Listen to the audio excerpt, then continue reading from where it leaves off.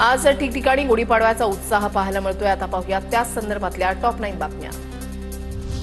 अहिल्यानगर शहरामध्ये भव्य चैत्र शोभायात्रा, पारंपरिक वेशभूषा परिधान करत महिलांचा बुलेटवरून सहभाग, शालेय विद्यार्थ्यांनी लेझिम आणि झांज पथकाद्वारे उपस्थितांची मनं जिंकली, मर्दानी खेळांनी शोभायात्रेची रंगत वाढवली। डोंबिवलीमध्ये गुढीपाडव्याच्या निमित्तानं मराठी नववर्ष स्वागत यात्रा, यंदा वंदे भारतच्या थीमवर शोभायात्रेचं आयोजन, भागशाळा मैदानातून यात्रेला सुरुवात, शहरभर ढोल ताशांचा गजर। गुढीपाडव्याच्या निमित्तानं गिरगावमध्ये विविध कार्यक्रम, भव्य शोभायात्रेला सुरुवात, वंदे मातरमला 150 वर्ष पूर्ण झाल्यानिमित्तानं यंदा वंदे मातरमची थीम, ढोल ताशांच्या गजरामध्ये गिरगावकर शोभायात्रेमध्ये सहभागी।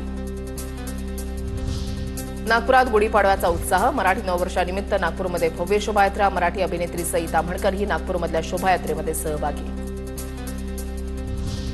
नागपुरात गुढीपाडवा आणि मराठी नववर्षाच्या स्वागताचा उत्साह, शोभायात्रेमध्ये चिमुकलीच्या दोरीवरील कसरतींनी सर्वांचं लक्ष वेधलं, शोभायात्रेमध्ये मोठ्या संख्येनं नागरिक सहभागी।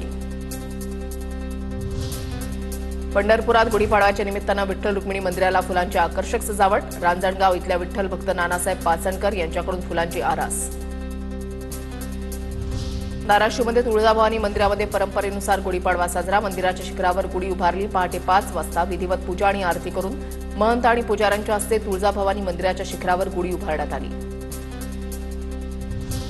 मुंबईतील गिरगावच्या शोभायात्रेमध्ये बाळासाहेब ठाकरेंच्या जीवनावर आधारित चित्ररथ, 100 अग्रलेखांची ताकद एका व्यंगचित्रामध्ये असते, या बाळासाहेबांच्या वाक्याचा उल्लेख। पुण्यामध्ये नववर्ष स्वागत यात्रेचं आयोजन, लहान मुलींकडून मर्दानी खेळ सादर, नववर्षाचं उत्साहात स्वागत।